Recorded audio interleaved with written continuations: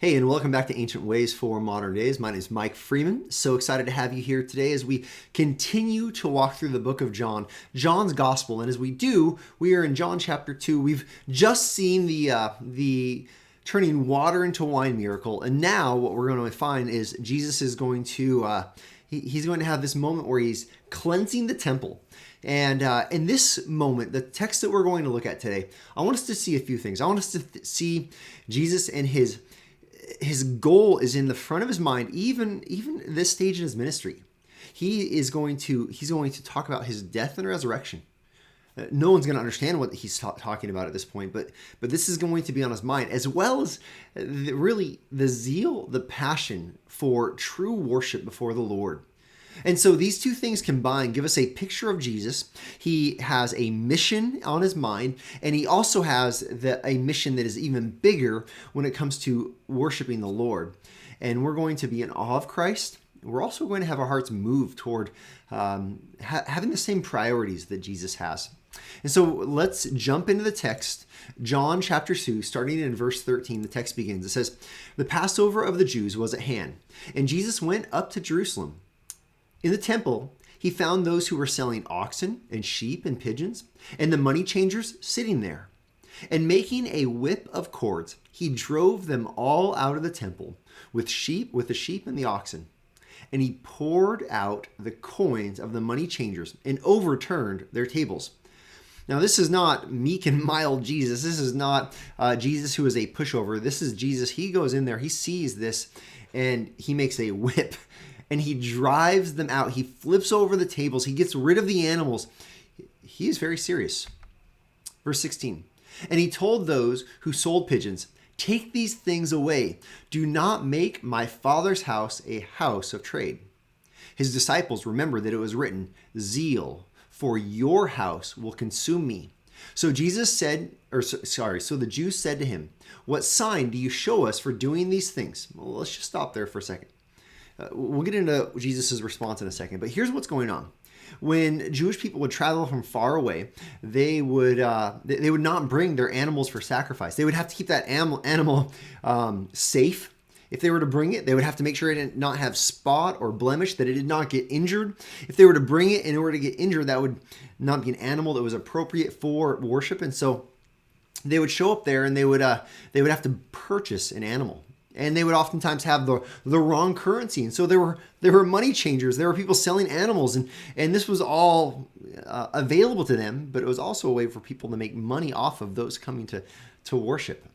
And so Jesus comes in and he sees this is a space that is meant to be used for worship. And instead, people are using it for profit.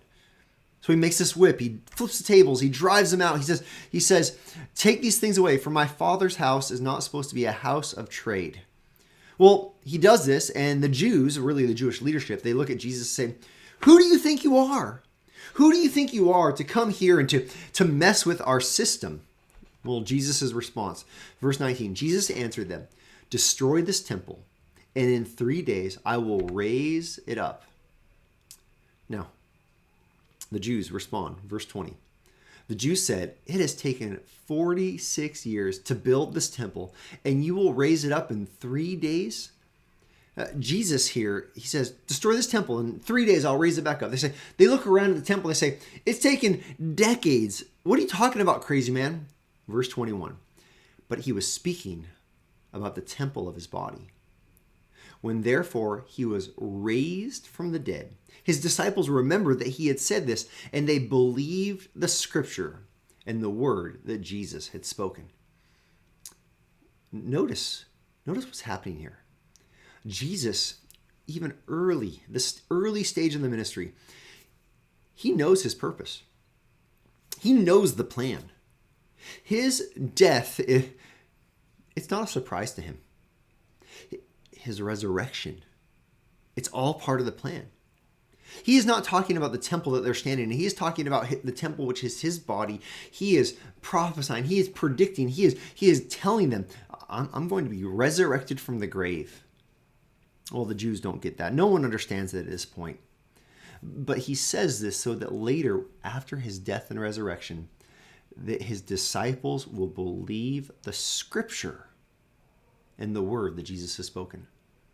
Well, there's so much here. Jesus is on mission. He's on mission for a death and a resurrection. Jesus is on mission. He is on mission to honor and to bring true worship to the Father. Jesus is on mission. He is on mission to show the scripture being fulfilled, but also look, so that we see that his word is in line with the scripture. Why? Because Jesus is the word became flesh. We have the written word, and Jesus is the word become flesh. Listen, it all aligns with the person of Christ and the mission of Jesus Christ. And so our ancient way for our modern day, it's to align ourselves in the same purpose that Jesus has. Let's think about that. Is your purpose, is your mission first and foremost to see God honored and glorified? Jesus, he got rid of those who were tainting the true worship of God. How about your worship? Is your worship tainted? Are you worshiping in ways that are all about you, right? These people, they were coming to the temple. They were exchanging money. They were making a profit. They were making the worship of God about their benefit instead of about God and his glory.